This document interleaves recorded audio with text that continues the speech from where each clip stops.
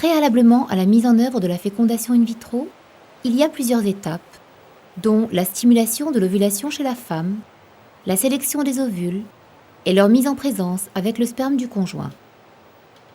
Pour comprendre les étapes de ce protocole, nous nous sommes rendus dans un centre spécialisé des techniques de procréation à Casablanca. Ce centre bénéficie d'une longue expérience dans ce domaine.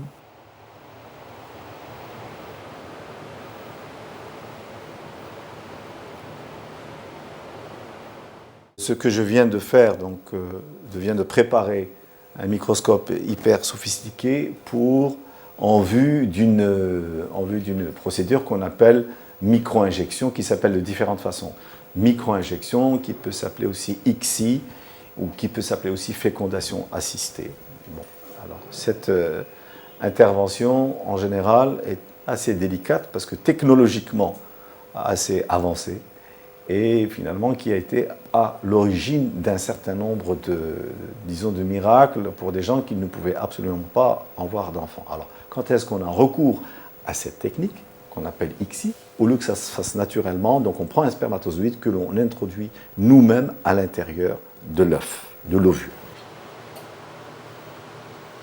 Alors, dans une goutte, il y a des spermatozoïdes qu'on a préparés déjà la veille et qu'on voit aujourd'hui en survie. Voilà ce que ça donne avec un faible grossissement. On aura des habbat, avec la micropipette qui sert à les chasser pour voir exactement une idée des dimensions. C'est comme si vous étiez dans l'espace. On va rentrer progressivement. Ah ouais, c'est celui-là. Alors, je mets le truc dessus. Voilà. L'œuf est tenu ici avec ça, ce qu'on appelle une pipette de contention.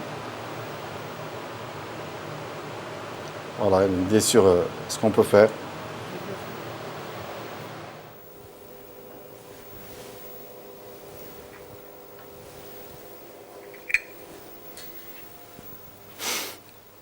Les techniques de fécondation sont adaptées aux cas d'infertilité. Voilà.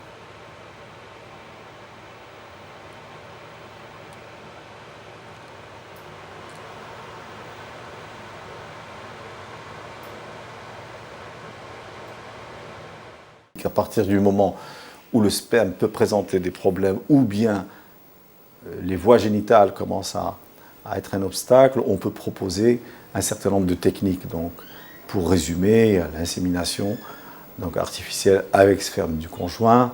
Ensuite, on peut passer à la fécondation in vitro et, beaucoup plus sophistiqué, on peut passer à la micro-injection. Donc, dans le cas d'une infertilité qui ne nécessite pas une grosse intervention du laboratoire, ça va être pour nous, en tout cas, une insémination qui va consister à prendre le sperme du mari à un moment donné du cycle. On va travailler ce sperme de façon à sélectionner les meilleurs spermatozoïdes et à donner un maximum de chances.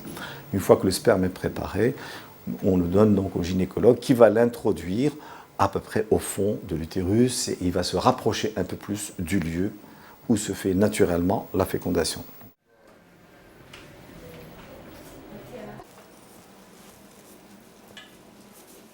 Lors de la fécondation in vitro, il faut conserver les embryons qui ont pu se développer après la mise en présence des ovules et des spermatozoïdes. Cette intervention est fondamentale pour permettre ensuite l'implantation des embryons dans l'utérus maternel. Alors là, je vais juste vous montrer dans quoi est-ce qu'on congèle, dans quoi est-ce qu'on conserve les embryons. Une substance qui est tellement froide qu'elle brûle. Elle est moins 196 degrés. D'accord ? Donc, c'est à cette température-là qu'il est possible de congeler et que rien ne se passe plus dans une cellule vivante. C'est-à-dire que c'est comme si vous preniez une photo ou une vidéo. Vous êtes en train de filmer et vous arrêtez d'un petit pause. Alors, c'est le fait quand on a pause, rien ne se passe. Et on peut attendre 1 année, 2 années, voire 5 ans. Et après, quand on veut reprendre, on remet play. C'est exactement l'image qu'il faut retenir. Ça sert dans un certain nombre de cas, et surtout pour les gens pour lesquels il y avait un souci d'utilisation répétée du sperme, de façon à pouvoir que ça soit beaucoup plus pratique en ayant des paillettes que de réopérer la personne. Ça, c'était un des premiers cas. Le deuxième, c'est une personne, par exemple, qui a très peu de spermatozoïdes et la production est en train de baisser progressivement.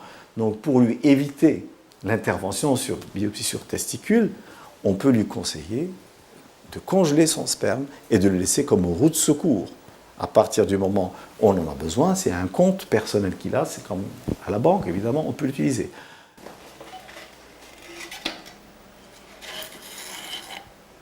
Alors, ce sont des cuves dans lesquelles nous avons un consommable qu'on appelle l'azote liquide, qui est à moins 196 degrés et qui s'évapore comme vous le voyez. Donc il y a un consommable, on est toujours obligé d'avoir un niveau de façon à garder ces cellules à moins 196 degrés. Voilà.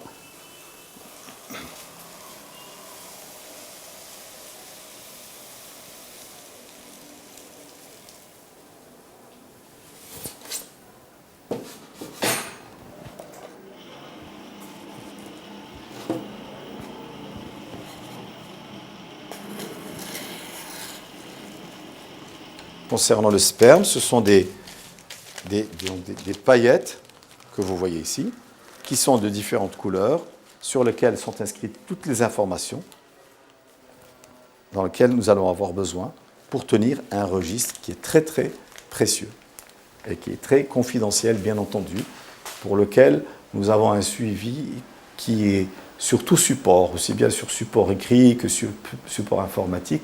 Et donc, ça nous permet un peu de rassurer tout le monde sur ces techniques-là. Les enfants sont une joie dans la vie des familles marocaines et la plupart des parents recherchent cet accomplissement et sont prêts à toutes les démarches pour accéder au rêve de fonder une famille.